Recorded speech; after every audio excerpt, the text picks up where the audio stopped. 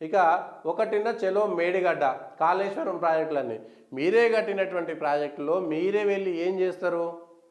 అక్కడికి వెళ్ళినటువంటి ప్రత్యేకమైనటువంటి నిపుణులు కాళేశ్వరంలో, మేడిగడ్డలో, అన్నారంలో, సుందిళ్లలో ఏం జరిగిందనేటువంటిది వాళ్ళు నిపుణులు కదా ఇవ్వాల్సింది. అసలు టీఆర్ఎస్ వాళ్ళు ఓడేందుకు, కాంగ్రెస్ వాళ్ళు ఓడేందుకు?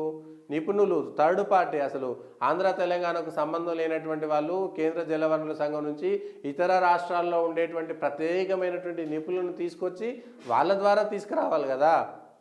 థర్డ్ పార్టీ నుంచి ఇవ్వాలి. అప్పుడు కానీ ఏదైనా క్లారిటీ వస్తుంది.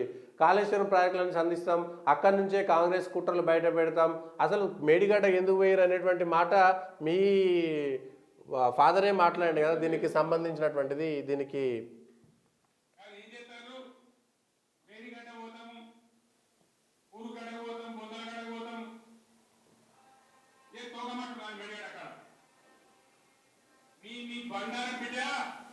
ఇది మేడిగడ్డలో తోకమట్టున్నదా, బండారం బయట పెడతామా, ఏం మాట్లాడతాం అనేటువంటి విషయం.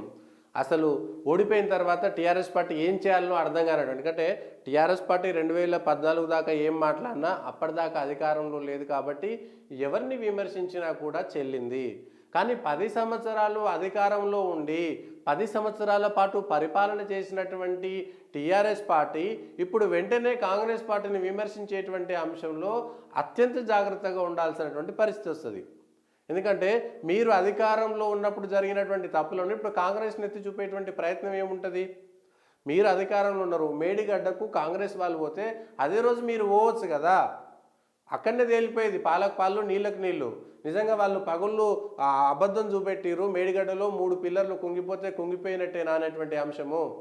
అసలు ఎందుకు కుంగిపోయినాయి, అవినీతి ఎందుకు జరిగింది, మేడిగడ్డను బాగు చేయాలి.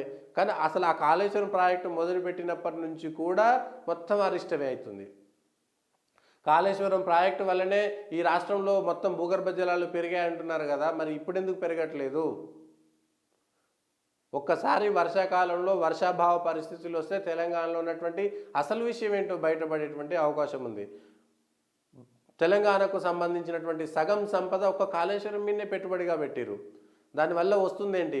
మళ్ళా రైతులకు పెట్టిన దానిపైన లెక్కలు వేసుకుంటారా, మనది ఏమైనా రియల్ ఎస్టేట్ వ్యాపారమా, లాభాల కోసం ప్రయత్నం చేస్తారా అనేటువంటి మాట మాట్లాడితే ఎక్కడికి వెళ్ళొస్తుంది దీనికి సంబంధించినటువంటి అంశంలో? మేడిగడ్డకి ఎందుకు పోతుర్రు?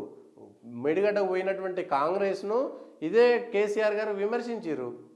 విమర్శించిన తర్వాత మీరు ఇప్పుడు మళ్ళీ అదే మేడిగడ్డకి ఎందుకు పోతురు? ఏం లాభం దానివల్ల? అధికారం ఉన్నప్పుడు అధికారం పెత్తనం చెలాయించినప్పుడు జరిగినటువంటి పొరపాట్లను అక్కడ ఇది జరిగిందనేటువంటి విషయం చెప్పుకోక పిల్లర్లు కూలిపోయినాయా లేవా? కాంగ్రెస్ అధికారంలో ఉన్నప్పుడు కడెం కూలిపోయింది, కాంగ్రెస్ అప్పుడు కూలిపోయినప్పుడు అప్పుడు ప్రజలు వాళ్ళని ఓడగొట్టిరు. రేపు పొద్దుగాల మళ్ళీ కాంగ్రెస్ పార్టీ తప్పు చేస్తే కాంగ్రెస్ను కూడా ఓడగొడతారు. కానీ మాట్లాడేటప్పుడు మనం విమర్శించేటప్పుడు మన వైపుకు 4 వేలు చూపిస్తాయనేటువంటి విషయాన్ని మాత్రం, ఎదుటి వాళ్ళ మీద 1 వేలు చూపిస్తే 4 వేలు మనల్ని చూపిస్తాయనేటువంటి విషయాన్ని, అందున 10 ఏళ్ల పాటు మీరే 3 నెలల క్రితం నుంచి వరకు అధికారాన్ని అనుభవించినటువంటి వాళ్ళు కదా, పరిపాలనలో ఉన్నటువంటి వాళ్ళు కదా, ఏది పడితే అది మాట్లాడితే అది మళ్ళీ మనకు బూమరాంగ్ అవుతుంది అనేటువంటి విషయాన్ని కూడా ఎందుకు పట్టించుకోవట్లేదు అనేటువంటిది. కాళేశ్వరాన్ని కూల్చేందుకు సర్కారు కుట్ర, చిన్న సమస్యకే బద్నాం చేస్తున్నారు. 10న కరీంనగర్లో బహిరంగ సభ. టీఆర్ఎస్ పార్టీకి అభ్యర్థులు దొరకడం కష్టమైపోయింది. ఏం చేయాలో తెలియనటువంటి పరిస్థితి. వస్తున్నటువంటి సర్వేలన్నింటిలో కూడా తెలంగాణలో బీఆర్ఎస్ పార్టీ 3వ స్థానానికి పడిపోయేటువంటి ప్రమాదం ఉన్నది అనేటువంటిది స్పష్టంగా తేలుతున్నది. నిన్న ఇచ్చినటువంటి ఒక సంస్థ కూడా తెలంగాణలో కాంగ్రెస్ పార్టీ బీజేపీ మధ్య పోటీ ఉంటుంది, కాంగ్రెస్ పార్టీ కూడా డబుల్ డిజిట్ వచ్చేటువంటి పరిస్థితి లేదు అనేటువంటిది ఒక సమాచారము. బీఆర్ఎస్ అయితే పోటీ చేసిన అన్ని చోట్ల చాలా చోట్ల 3వ స్థానానికి పడిపోయేటువంటిది ఉంది. 2వ స్థానంలో పోటాపోటీ వచ్చేటువంటి స్థానాలు కూడా కరువైపోయినాయి అనేటువంటిది వస్తున్నటువంటి సమస్య. ఇప్పుడు ఉనికిని కాపాడుకోవాల్సినటువంటి పరిస్థితిలో ఉన్నది అనేటువంటిది నిజము. దానికి సంబంధించినటువంటి దాంట్లో ఉనికిని కాపాడుకోవాల్సినటువంటి పరిస్థితి ఉన్నది అనేటువంటిది చూడాలి. లేకపోతే కష్టమైపోతుంది. టీఆర్ఎస్ పార్టీకి సంబంధించినటువంటి వాళ్ళను ఎవరు మీరు కాపాడుకునేటువంటి పరిస్థితి లేదు అనేటువంటిది అర్థమవుతున్నది. దానికి సంబంధించినటువంటి అంశమే ఇప్పుడు చర్చ జరుగుతున్నది. ఎవరు చేస్తారు ఏంటి అనేటువంటి దానిపైన.